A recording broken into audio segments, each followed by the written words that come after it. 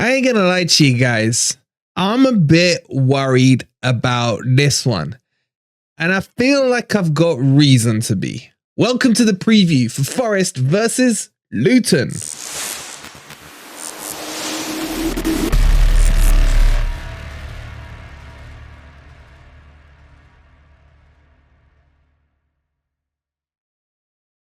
All right, I know by me saying I'm worried, I'm going to have some people say, oh, back your team, believe in the team.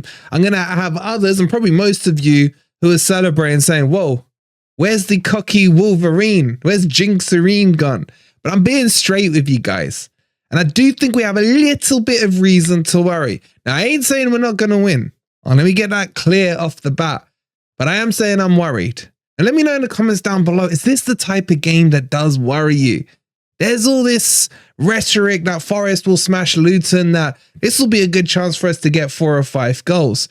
I'm struggling to remember the last time we've done that since we come to the Premier League. You're probably looking at Brighton being our biggest result, where we won 3-1, or maybe scored 4 against Southampton, something like that. But that was a nerve wracker. Look, I don't think Luton can offer us too much of a challenge, but these are the games where Forest may just end up doing a Forest. And that's what worries me. Now, on the flip side, if Forest do go and smash Luton, then I don't want to see the comments saying, yo, every match preview, you need to be worried. Yeah, because I don't control our fate. I can only say what I think's going to happen. But welcome to the match preview, guys. In today's video, as always, we'll go through my predicted Forest lineup. We do have a couple of injuries. We don't know how serious they are yet till we've seen the presser from Cooper. We'll try and go through this crappy Luton team to the best of my ability. I ain't gonna lie to you guys. It's not a team that in my time of leisure, which is very limited at the moment, that I sit down and enjoy watching. I got no interest in them whatsoever.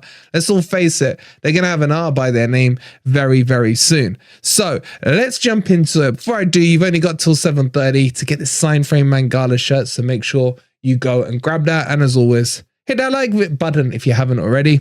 Subscribe to Forest Fan TV if you're new. Let's have a look at my predicted team for Forest. All right, so normally I'd have the team kind of ready for you guys and then talk you through it. I'm going to do it a little differently today, almost to refresh people, because I pretty much forgot that we'd played Palace. It feels like so long ago. I hate international breaks. And there's another one coming up on my birthday, man. Seriously. Anyway. What I'm going to show you here is the Forest team that started against Crystal Palace and the changes that I think we might see going into this game. So for those of you who have forgotten, it was a 4-3-3, Tuffalo, Murillo, Bolly and Aurier across the back, Dominguez, Mangala, Sangare, and then Hudson-Odoi, Wood and MGW floating on that right-hand side in the 3. Now, what changes do I see happening? I'm gonna let Ez decide the goalkeeper. He is so convinced that he's nearly convinced me that Turner's gonna be dropped and that Vlachodimos is gonna go in. So if this doesn't happen, then go and lynch Ez. I think it's gonna happen. I think it has to happen at some point. Probably now after the international break. Probably the right time to see that happen. So that's that one done. Is it harsh on Turner? Yeah, I think it is a little harsh. I think Turner's been solid and fine. Now, it's definitely going to be a back 4 against Luton. If Cooper were to go to a back 5, then my God, he's had too long of a break. So I don't see that happening. The only real change I see in the back 4, because it looks like Montiel is picked up a knot, or has picked up a knot, should I say, away at international duty. So I think Aurier will carry on. I reckon Einar's fit. I don't know. We'll have to see. But I'm going to put Einar in there at left back. That could be Tuffalo. To be honest, Tuffalo's been okay since he's come in. Pretty solid, and I don't see a problem with either in that left back position. And I think Murillo and Bolly will still start. So I can't see Worrell coming back in. I think Felipe's probably being saved for, I don't know, Christmas or something. We don't know. Now, this is where it gets complicated for me in this midfield 3 and the shape of the team. We saw Cooper go to a 4-2-3-1 against Burnley at home last time out. And it kind of worked for 30 minutes and then it didn't work. They almost like tanked a little. So will he go back to that 4-2-3-1 or will he remain with the same midfield 3? Now, I think that midfield 3 will remain the same.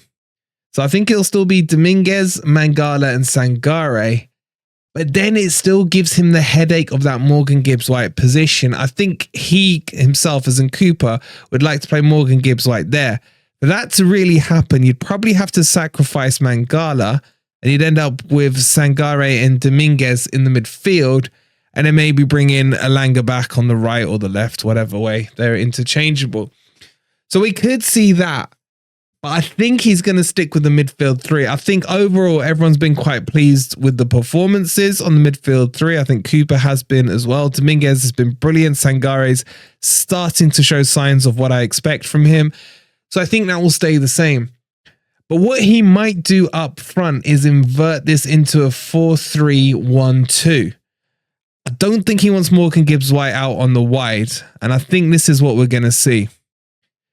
And I reckon, and I think he should drop Chris Wood.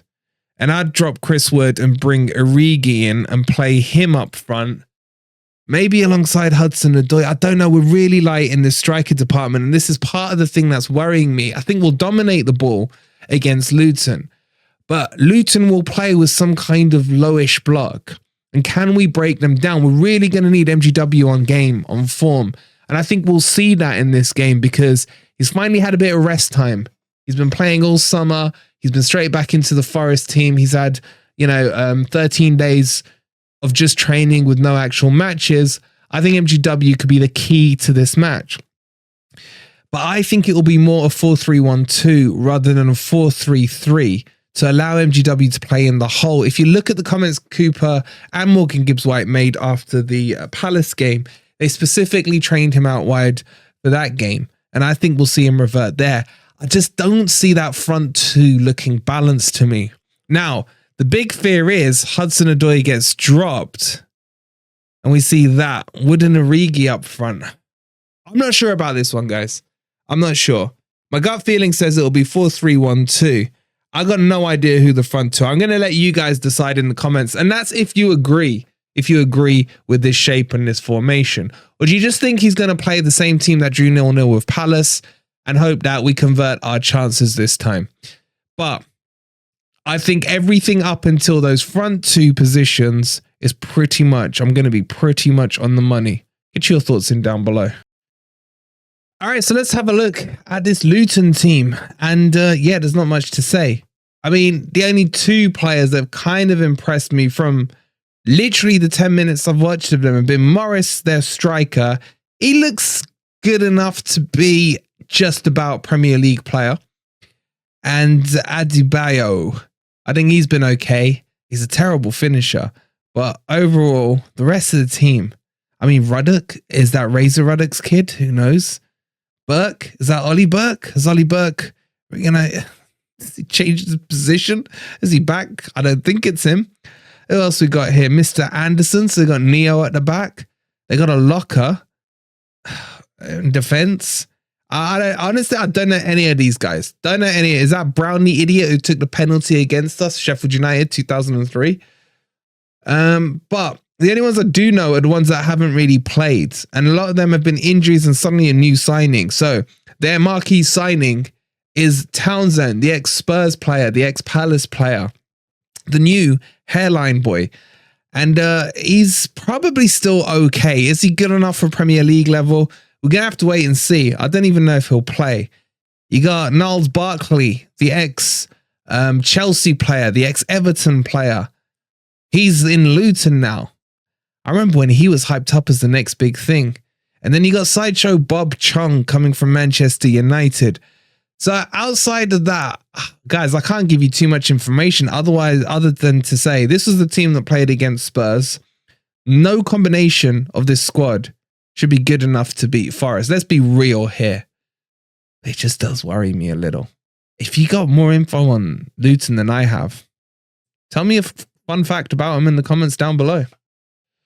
Okay, so after that massively detailed Luton analysis, let's get into the fun bit, the predictions. How do I see this game going? I think in terms of what I expect to see out on the pitch, Forest will dominate possession. They have to. This is bloody Luton. I think where we're going to struggle is breaking them down. So I don't see this being a massively high-scoring game unless Forest get themselves an early goal. I just don't think we're sharp enough at the top end of the pitch, especially with Taiwo missing. I just feel we're missing that punch up front. And if Wood's playing, well, maybe he'll go and score a hat-trick. Who knows? So I think it's going to be a bit of a dogged game. To be honest, this is the type of game that I think might suit the likes of Ryan Yates. Maybe if, Mangala or Sangare ain't really getting into the game, maybe look to bring Yates on in this one. And there is a chance that Santos plays, but as someone mentioned in the comments yesterday and made a cracking point, Santos is probably going to get his chance when Sangare goes to the African Cup of Nations. I can see that happening. So maybe Santos won't play in this game. I don't expect huge experimentations from Cooper. Amabamidele, we still haven't seen in a Forest shirt. I don't think he'll be chucked on in this one unless there's any injuries. But the style of the game should be Forest dominating it, trying to knock on the door, probably struggling a little against Luton. And maybe they get the odd counter-attack and see if they can get Morris or Adebayor or whatever his name is in behind. So there is an element of danger in this game, but I still do think Forest should win it. I'm not going for a big scoreline. I think it's going to be a 1 or a 2-0. Remember, we've only scored 2-3 goals in the last couple of games. 0-0 with Palace. We lost 2-0 to Man City. We drew 1-1 with Brentford. We drew 1-1 with Burnley. So what's that? 3 goals in the last 4 games. And, 2 or 3 of those games have been against lesser opposition. So it's clear to see we're slightly lacking up front. But I do think we're solid enough now at the back and the midfield. Is can we unlock that key up front? So I'm going to go for an optimistic 2-0. I think 2-0 would be a good result. Get the 3 points, get out. It's not going to be pretty. But maybe we smash them 5-0. Get your score predictions in down below. If you've enjoyed the video, hit that like button. We'll see you on the what's next? There's loads of crap coming out, so make sure you're subscribed and come on, you Reds.